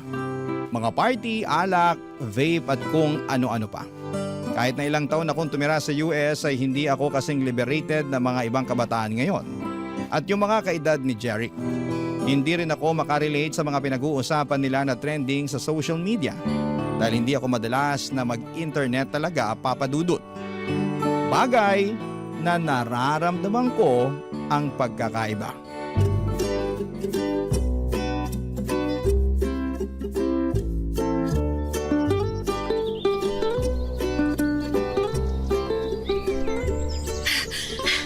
Sandali lang, babe. Pahinga muna tayo sa pagtakbo. Medyo hinihingal na kasi. O sige babe, sakto. Upo tayo dun sa may waiting shed. Eto, bottled water. Thank you, babe. Pahinga muna tayo ng ilang minuto dito. 2 kilometers na lang naman ang kulang natin eh. Ano? 2 kilometers pa? Oo, konti na lang yun kasi naka 3 kilometers na tayo. Mamatay-matay na nga ako sa katatakbo natin kanina eh. Pwede naman nating mas bagalan ng takbo mamaya para matapos mo yung running workout natin ngayon. Ay, sige. Ang mahalaga naman eh matapos ko kahit hindi ganun kabilis, tama ba? Oo, kahit lakad takbo pa ang gawin natin mamaya. Yan talagang gagawin ko kasi baka hindi na ako makapag-gym bukas. Pero alam mo, ang galing mo nga babe. Dati 1 kilometer pa lang tumitigil ka na kaagad sa pagtakbo. Ngayon nakadiretso ka na ng 3 kilometers na takbo. Palakas ka na ng palakas sa pagtakbo babe. Paano ba naman ako hindi lalakas? Napakahigpit pero napakahati naman ng running coach ko. Naku, yung hati medyo tagilid tayo dyan. Pero yung mahigpit ako na running coach, ikiklaim ko na yan kasi para sa'yo din naman ng paghihigpit na ginagawa ko eh. Oy, teka, anong hindi ka hati? Halos nakahabol tingin sa atin yung mga babaeng naka-sports bra na nadadaanan nating tumatakbo kanina. Akala mo hindi ko napansin yun, ha? Nabilisan lang sila sa pagtakbo natin kaya sila napalingon. Ikaw talaga kung ano na naman yung iniisip mo. Babe, di ba nabanggit mo na mahilig ding mag-jogging si Trish? Palagi nga niya akong sinesenda ng picture niya sa mga fun run na sinasalihan niya sa US. Madalas din siya nagkikwento tungkol sa personal record na nahihit niya sa pagtakbo niya. At natutuwa talaga ako kapag yun ang topic namin dahil alam ko na pinaghirapan niya yun. Nakakatuwa naman at yun ang madalas niyang ikwento sa'yo. Naku, oo. Kaya nga nakahiligan ko rin ang pagtakbo dahil sa kanya. Ngayon lang talaga ako mas sinisipag. Bakit mo nga pala natanong? Wala lang. Iniisip ko lang kung ano kaya ang pwede naming pag-usapan na alam kong pareho kaming makaka-relate sa topic. Anong ibig mong sabihin na topic na pag-uusapan yun ng anak ko? Ang ibig kong sabihin, gusto ko lang na maging komportable siya, nakausap ako. Pag pinakilala mo na ako sa kanya. Abay, bakit mo naman naisip ang tungkol sa bagay na yan? Syempre, doon din naman tayo kasi papunta, di ba? Ipapakilala mo rin ako sa anak mo bilang boyfriend mo. Kasi babe, gusto na kitang ipakilala sa parents ko eh. Plano ko nga na isama ka sa family gathering namin next week para makilala mo na rin ang ibang kamag-anak ko. Ay, teka, hindi ba parang masyado namang mabilis sa mga plano na nasa isip mo, babe? Maglilimang buwan pa lang ang relasyon natin. Babe, kagaya nga ng sabi ko kanina, doon din naman tayo papunta. Ipapakilala mo ako sa anak mo at ikaw naman, ipapakilala ko sa pamilya ko. Kaya bakit pa natin patatagalin yun? Pwede naman natin gawin yun habang maaga pa. Huwag kang mag-alala. Mabait ang pamilya ko, lalo na si Mami. At sigurado ako na magkakasundo kayong dalawa. Papadudot na gulat talaga ako nang sabihin ni Jeric na gusto na niya akong ipakilala sa pamilya niya. Nang marinig ko yun mula sa kanya ay kinabahan talaga ako. Hindi dahil sa excitement, kung hindi alam kong gusto ng iba na ang gustong mangyari ni Jeric sa relasyon namin. Papadudot, doon ko naramdaman na mukhang tama si Lani sa palagi niyang sinasabi na seryoso na si Jeric sa kung ano ang meron sa aming dalawa. Oo, may mga oras noon na nagpaplano si Jeric para sa future naming dalawa at gusto niya na sa susunod na taon ay kumuha na kami ng bahay para sa aming dalawa. Gusto niya rin na pagkatapos daw ng kasal namin ay sa ibang bansa kaming mag-honeymoon. At kung sino lang ang dapat na maging bisita sa araw ng kasal. Marami pa siyang mga plano at hindi ko naisip talaga na seryoso siya sa mga bagay na yon, Papadudot. Pero kinakabahan ako ng dahil doon. Barangay Love Stories. Barangay Love Stories. Papadudot, nagsimula na po akong makaramdam ng pagkailang kay Jeric noon. Para bang nabawasan yung kilig at excitement na nararamdaman ko noon. Oo, at naging masaya ako sa relasyon namin, pero hindi talaga pumasok sa isipan ko na magiging seryoso siya sa akin. Na magiging seryoso kaming pareho. Kaya nga kapag nagtatanong siya kung kailan ko siya ipapakilala sa anak ko, ay umiiwas akong sagutin yon, Papadudot. Dahil wala akong balak na ipakilala siya sa anak ko na halos ilang taon lang ang tanda niya. Hindi ko rin ma-imagine ang sarili ko na magpapakasal ulit tapos sa mas bata pa sa akin. Doon na po ako nagdesisyon na simulang iwasan si Jeric. Binawasan ko yung mga oras na magkasama kami. Gumagawa ako ng dahilan kapag nag-aaya siya ng date. Sinasabi ko na umalis ako ng bahay at may mga kailangan na ayusin sa negosyo. Napapadalas tuloy noon ang pagdadrama niya sa akin dahil hindi ko sinasagot ang mga tawag niya. Sandamakmak na chat or text message naman ang natatanggap ko mula sa kanya. Hanggang sa isang araw ay hindi ko na siya naiwasan nang bigla siyang pumunta sa bahay, Papa Dudut. Sakto naman na may ine-expect ako na delivery kaya lumabas ako at pinagbuksan ko siya ng gate ng mga oras na yon.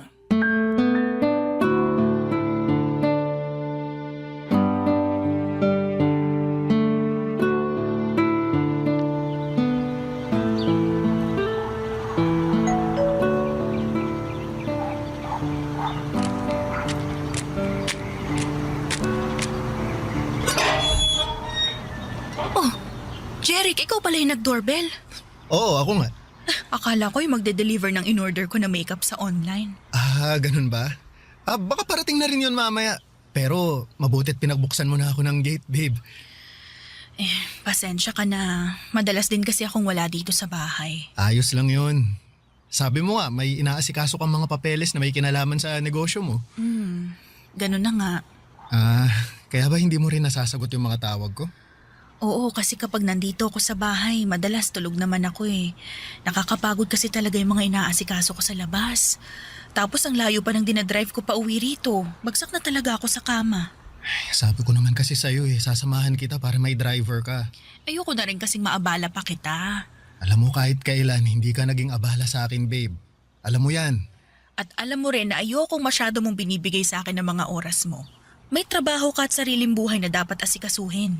Pero parte ka naman ng buhay ko, kaya dapat inaasikaso din kita, babe. Kaya kong asikasuhin ang sarili ko.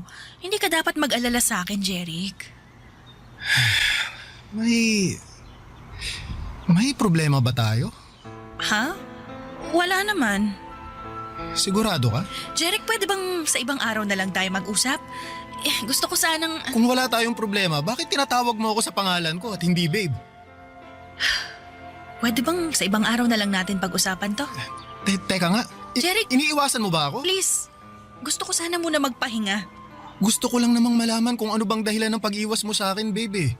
Kung may nagawa ba akong hindi mo nagustuhan, pwede mo naman kasi akong kausapin Ano? Kaysa... Gusto mo ba talagang malaman, Jeric? Gusto ko ng space. Space? Bakit? Anong nagawa kong mali para humingi ka ng space sa akin? Wala, okay? Wala kang nagawang kahit anong pagkakamali. Gusto ko lang huminga muna. Yung makakakilos ng hindi ko kailangan ipaalam sa'yo yung bawat galaw ko. Babe, kung nasasakal ka lang pala sa ginagawa ko, pwede naman akong mag-adjust. Hindi mo naman kailangan sagutin palagi lahat ng mga chat o tawag ko sa'yo eh. O kung gusto mo, babawasan ko rin ang mga pag-chat o tawag ko. Babe, hindi mo kailangan humingi ng space sa akin. Hindi mo ba talaga nakukuha yung point ko, Jeric? Gusto ko lang namang maintindihan mo na pwede naman nating ayusin to nang hindi tayo lumalayo sa isa't isa eh. Pero space nga mula sa'yo ang gusto ko. Yun ang gusto ko na ibigay mo sa akin.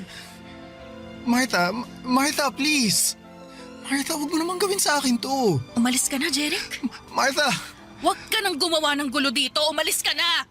At kung pwede lang ha, huwag mo akong i-chat o tawagan. Gusto ko munang matahimik ang mundo ko mula sa'yo. Kaya please lang, layuan mo muna ako. Papadudot ilang araw pa akong kinulit ni Jeric noon hanggang sa tuluyan na niya akong binigyan ng space. Sa totoo lang ay medyo nakahinga ako ng maluwag nang sa wakas ay nagawa kong humingi ng space sa kanya.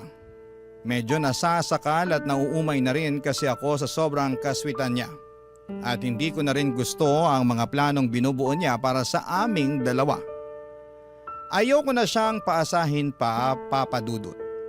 Ayoko nang isipin niya na pareho kaming seryoso sa relasyon naming dalawa. Hindi ko naman kasi talaga alam na aabot sa puntong gusto niya akong pakasalan sa hinaharap. Nabanggit niya pa nga noon na kung hindi ko na raw siya mabibigyan ng anak, ay pwede naman daw kaming mag-ampon at sigurado daw siya na magiging mabuti pa rin kaming mga magulang. Yung mga plano niya na yon ay wala sa mga plano ko para sa sarili ko. Kaya bago pa mas lumalim ang nararamdaman niya para sa akin ay tinapos ko na ang namamagitan sa aming dalawa, Papadudot.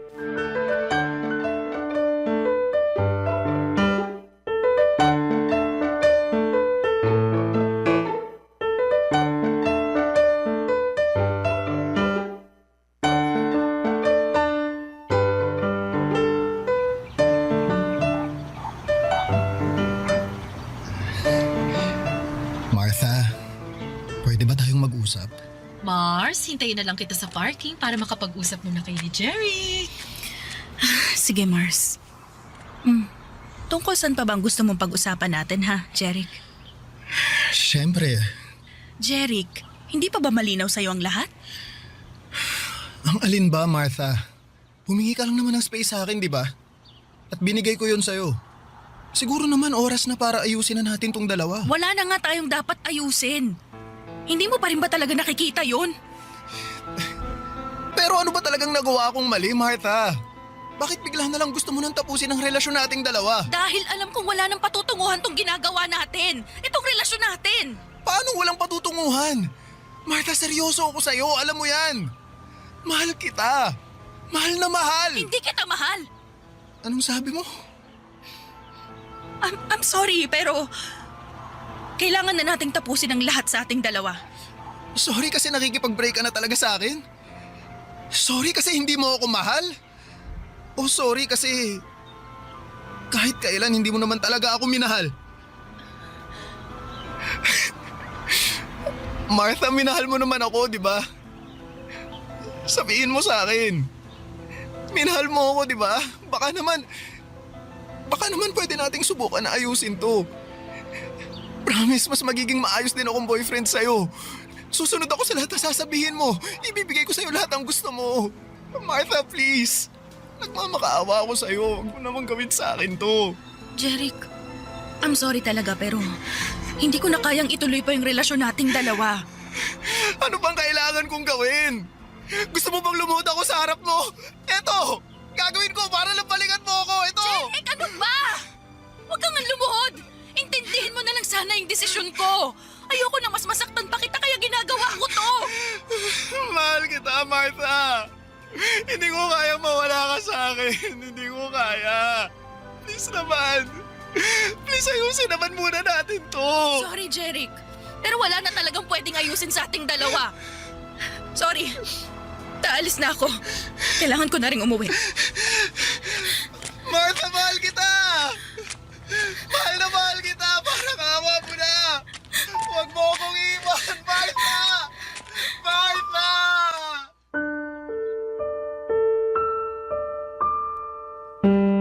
Papadudot, hindi rin naman naging madali sa akin ang pakikipaghiwalay kay Jeric.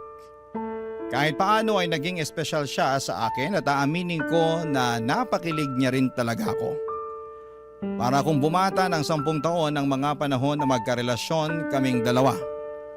Wala siyang ibang pinaramdam sa akin kung hindi puro kilig at saya lamang.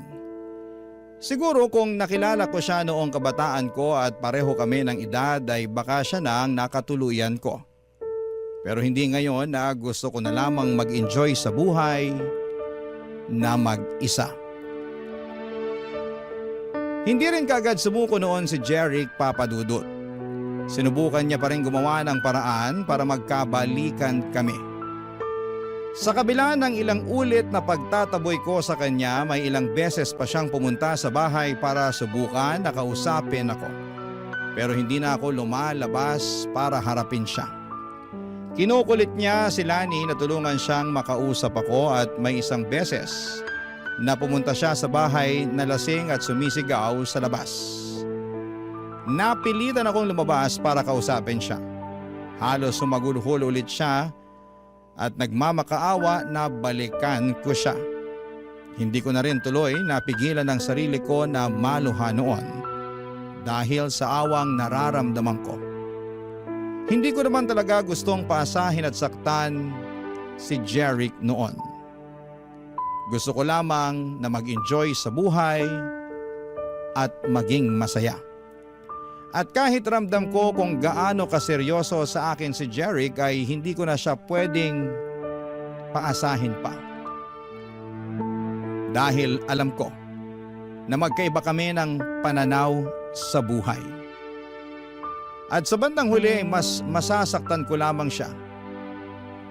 Nagigilty pa rin ako hanggang ngayon pero umaasa na mahahanap na ni Jeric ang babaeng masusuklian ng tama ang pagmamahal niya. Hanggang dito na lamang po ang sulat ko at salamat po sa pagbibigay ng oras sa pagbabasa ng aking sulat. Ang inyong forever, kapuso at kabarangay, Martha. Anong say mo sa Barangay Love Stories na ito? Pagkwentuhan natin sa comment section yan.